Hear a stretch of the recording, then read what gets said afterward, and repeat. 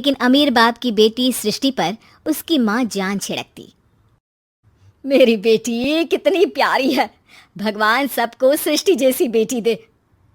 सृष्टि धीरे धीरे बड़ी होती है। एक दिन सृष्टि की सहेली कहती है, तू दिखने में कितनी अजीब सी है, लेकिन मैं जानती हूँ हम सब में सबसे अच्छी शादी तो तेरी ही होगी। तेरे पापा अमीर जो हैं। और बता नहीं सकते यार, दहेज तो हर कोई देता है, ये क्या ज्यादा ले जाएगी अपने पति के लिए? अरे बड़े शहर में कोठी है इसके पापा की। अरे पापा की है ना, कौन सी इसकी है? इसकी होती तब तो कोई भी लड़का इससे शादी कर लेता। अरे पापा की मतलब पापा की है तो मेरी ही है ना? किसने कहा? अब तेरी तो तब होगी ना जब तेरा भाई ना हो। वैसे भी शादी के बाद सारी प्रॉपर्टी भाई के नाम होती है। सृष्टि समझ जाती है कि उसे किसी भी हालत में माँ बाप की सारी प्रॉपर्टी को अपने नाम करना है, लेकिन कैसे? एक दिन सृष्टि का भाई शीनू कहता है, बहन क्या कर रही है? तुझसे एक बात करनी है। अरे हाँ हाँ करना, मैं तो तेरी बहन हूँ। बहन मेरी लाइफ में ना एक लड़की है, बहुत अच्छी है। मैं सोच रहा हूँ माँ और पापा से बात करूँ शादी के लिए। सृष्टि को समझ में आ जाता है कि भाई की शादी होते ही भाभी उसे एक दिन भी घर में बर्दाश्त नहीं करेगी। क्या बात है भाई, बताना कौन है वो? यार वो बहुत अच्छी लड़की है, पढ़ी लिखी है, मेरे साथ जॉब भी करती है। बस एक प्रॉब्लम है। हाँ प्रॉब्लम? क्या प्रॉब्लम है भाई? यार वो शादीशुदा है, लेकिन उसके पति ने उसे सिर्फ इसलिए छोड़ दिया क्योंकि उसके माँ बाप दहेज नहीं दे पाए। सृष्टि ये सुनकर न जाने क्यों खुश हो जाती है। अरे भाई तो क्या हुआ, लड़की तुझे तो पसंद है ना? शीनू को लगता है कि बहन उसे समझ रही है। वो इस बात से अनजान होता है कि उसकी बहन की मंशा पूरा घर हड़पने की है।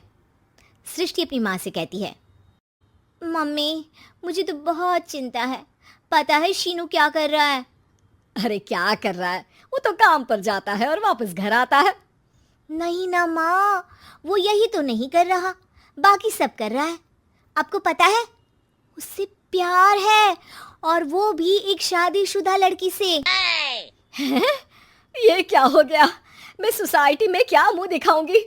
अरे तेरे पापा तो यही कहेंगे कि मैंने ही उसे बिगाड़ दिया है।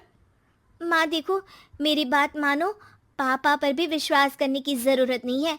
अब आप ही बताओ, पापा इतनी देर घर के बाहर रहते हैं क्यों, बोलो? अरे बेटा वो तो नौकरी करते हैं ना। तू बहुत भोली है माँ, पापा का ऑफिस तो 7 बजे खत्म हो जाता है, लेकिन देखो कितनी देर से आते हैं। अरे नहीं नहीं बेटा, ऐसी कोई बात नहीं है। सृष्टि माँ को एक औरत से बात करते पिता की फोटो दिखाती है। देखो माँ कैसे हैं पापा, मैं ना कहती थी कि पापा सही नहीं है। मैं तेरे पापा से बात करूंगी, दे फोटो मुझे। ओ माँ वो तो डिलीट हो गई। लेकिन चल तूने तो देख लिया ना, पापा से बाद में बात कर लेना, और हाँ मेरा नाम बिल्कुल मत लेना। हाँ माँ। अब क्या था, सृष्टि के माँ और पिता के बीच झगड़ा होना शुरू हो जाता है। सृष्टि के मन में क्या चल रहा था कोई नहीं जानता था। एक दिन, माँ सृष्टि के लिए एक लड़का देखा है, वो लोग शाम को उसे देखने आने वाले हैं। और हाँ माँ, एक खुशखबरी, मैं और पापा मिलकर एक नया बिजनेस ट्राई कर रहे हैं। शाम को लड़का आता है, सांवले रंग का। सृष्टि को तो बिल्कुल भी पसंद नहीं आता।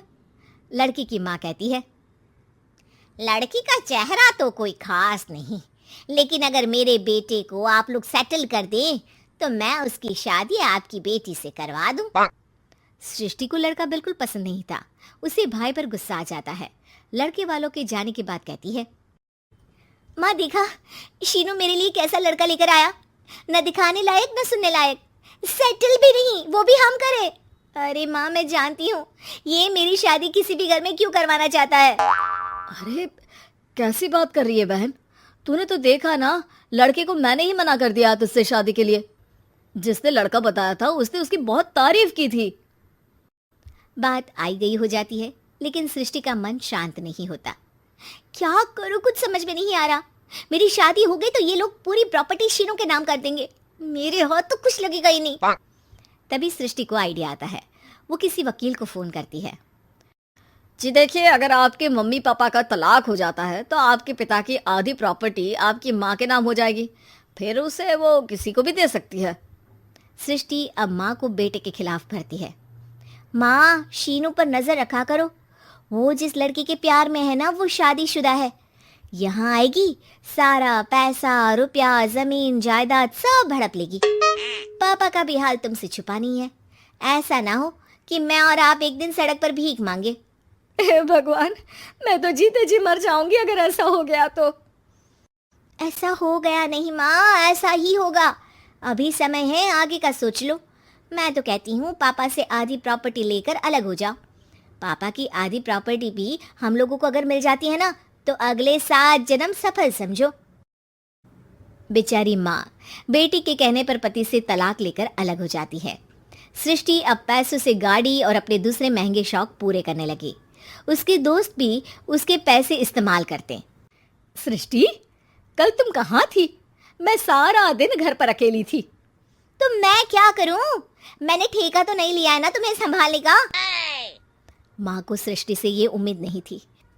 वो बैठकर रोने लगती है। वहीं उसका पति यानी कि सृष्टि के पिता आ जाते हैं। मैं जानता था कि तुम्हारा यही हाल होगा, तो आपने मुझे रोका क्यों नहीं? मैं रोकता तो तुम रुकती क्या? सृष्टि के कहने पर तुमने मुझ पर अपने बेटे पर शक किया, लेकिन तुम ये भूल गई कि कैसे हम दोनों ने मिलकर जीवन में इतना सब खड़ा किया। माँ पति के गले लग जाती है। मुझे माफ कर दीजिए, मैंने आपकी कमाई का एक बड़ा हिस्सा गवा दिया। कोई बात नहीं, तुम साथ हो तो मैं ऐसी 7 प्रॉपर्टी खड़ी कर दूंगा। तभी वहां सृष्टि आ जाती है रोते हुए। माँ, मयंक ने मुझे छोड़ दिया। वो बोल रहा था जब तक मेरे पास पैसे थे तब तक ही वो मेरे साथ था। पापा, माँ, मुझे माफ कर दीजिए।